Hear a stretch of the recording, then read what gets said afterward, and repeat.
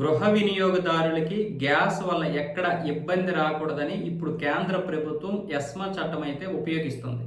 అంటే ఇప్పటికే గ్యాస్ కొరత వల్ల చాలా హోటల్స్ అయితే మూత వేయబడ్డాయి.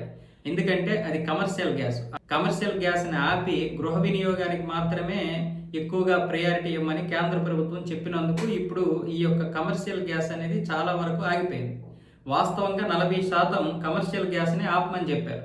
ఆ 40% ఇటు గృహోపకరణాలకి ఉంచమని చెప్పారు. ఎందుకంటే రేపు పొద్దున్న ఇంకా ఎక్కువ రోజులు యుద్ధం కొనసాగితే ఎక్కడా కూడా గృహాల్లో ఉన్నటువంటి మహిళలు అలాగే కుటుంబ సభ్యులు ఇబ్బంది పడకూడదు కాబట్టి ఇప్పుడు అత్యంత కీలకమైనటువంటిది గ్యాస్ కూడా ఒకటి కాబట్టి ఇప్పుడు గృహాలకు మాత్రమే గ్యాస్కి ఎక్కువగా ప్రయారిటీ ఇస్తుంది కేంద్ర ప్రభుత్వం.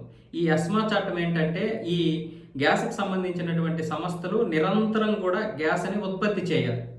అంటే ఇంత టైము, రోజుకి ఇంత టైము, ఆ టైం తర్వాత మళ్ళీ అది మూతేసి మళ్ళీ తర్వాత నెక్స్ట్ డే ఓపెన్ చేయడం లేదు. 24 గంటలు షిఫ్ట్లు ప్రకారం దాన్ని కొనసాగించాలి. గ్యాస్ ఉత్పత్తి అనేది ఆగకూడదు.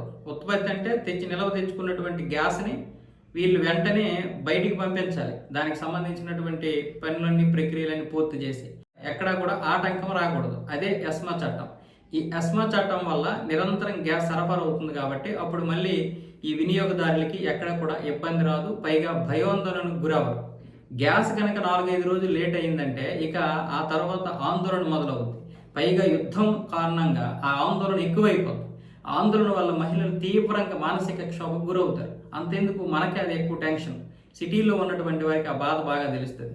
విలేజ్లో ఉన్నటువంటి వారు కూడా ఇప్పుడు కట్టెల పొయ్యి కంటే గ్యాస్కి ఎక్కువ ఇంపార్టెంట్ ఇస్తున్నారు. కట్టెల పొయ్యి పెడుతున్నారు కానీ చాలా తక్కువ. సరే, వాళ్ళు ఏదో ఒకటి చేసుకుంటారు. గ్యాస్ రాకపోతే 4 రోజులు కట్టెల పొయ్యి మీదనే వండుకుంటారు. కానీ మనకి ఈ పరిస్థితి లేదు కదా. కాబట్టి అందుకోసం కేంద్ర ప్రభుత్వం ఈ నిర్ణయం తీసుకుంది. ఇప్పటికే గ్యాస్ నిల్వల కోసం అనేక సౌకర్యాలు ఏర్పాటు చేస్తుంది. అవి అందుబాటులోకి వచ్చినంత వరకు మనకు చాలా తీవ్ర ఇబ్బంది. అందుకే గ్యాస్ సరైనటువంటి నిల్వలు లేవు కాబట్టి ధరలు పెరిగాయి.